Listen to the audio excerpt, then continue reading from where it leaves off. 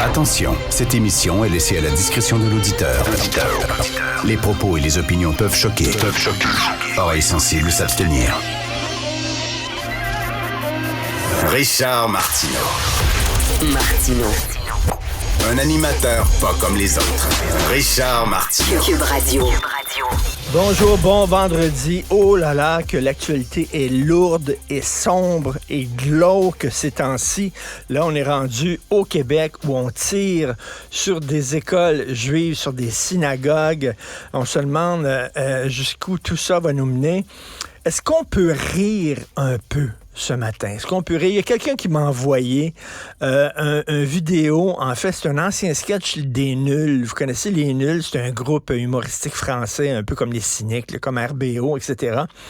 Et ils ont fait à un moment donné un gag sur la situation au Moyen-Orient. Là, vous allez dire, ben voyons donc, rire de la situation au Moyen-Orient. Mais il y a un humoriste français qui disait, on peut rire de n'importe quoi, mais pas avec n'importe qui. C'est ça qu'il disait. Mais juste pour un peu nous enlever un peu la pression, je vais vous faire entendre ce sketch-là, qui est un gars, un spécialiste de la question du Moyen-Orient, qui nous explique la situation. Et il est optimiste, lui. Il pense qu'on s'en va vers un accord de paix. On écoute ça. Du côté de l'Extrême-Orient, pour clarifier la situation avec Régis Vierieux, vous pouvez nous expliquer ça en 2 coups de cuillère à peau? Oui, en effet, Guillaume, je me suis entretenu avec le haut responsable sunnite de Beyrouth-Est et il ressort que la situation maintenant est fort claire. En effet, si les maronites modérés du sud Liban redonnent aux alaouites du mouvement dur le contrôle du nord de Beyrouth-Ouest, ils ne s'opposeront pas à ce que les chiites Amal demeurent à l'extrême est de Beyrouth Sud.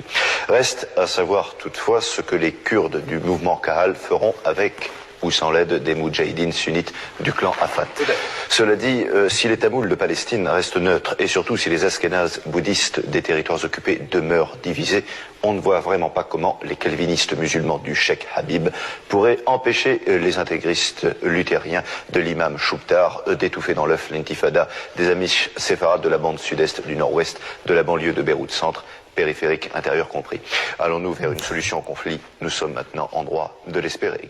Ok, merci Régis. Il parlait de la guerre civile qui avait déchiré le Liban.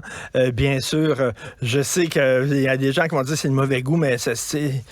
faut rire un peu ces temps-ci parce que c'est vraiment glauque. Et tu sais, comme, en fait, tout humour, tout sketch, ça dit des vérités aussi sous le couvert de l'humour et de l'exagération, de la caricature. Mais ce qu'il dit, c'est que c'est pas demain la veille que ça va se régler. C'est ça qu'on dit, là. C'est compliqué en tabarnouche. Fait que ce matin, là, les élus et les anciens élus qui demandent un cessez-le-feu dans le devoir, ça me fait penser, il y avait un éditorialiste d'un petit journal de région au Québec, hein, c'est une légende, ça, qui avait écrit un éditorial à l'époque où Staline dirigeait la Russie, et ça se terminait en disant que Staline se le tienne pour dit. Tu sais, le gars, il écrivait, je pense, dans le bulletin des fermiers de Rouyn-Noranda, tu sais. Puis ça finissait que Staline se le tienne pour dire, et avant que Staline a eu peur à Christy cette journée-là. Alors, je pense pas que le Hamas va lire le devoir en disant, hey, les boys, Riba Gazal puis Louise Baudouin ont dit qu'il faut arrêter. C'est vrai. C'est vrai, ils ont raison. On arrête ça. On traverse le front, puis on leur serre la main aux Israéliens, puis on leur demande pardon pour ce qu'on a fait le 7 octobre. Ah boy, il y a des gens qui vivent dans les nuages.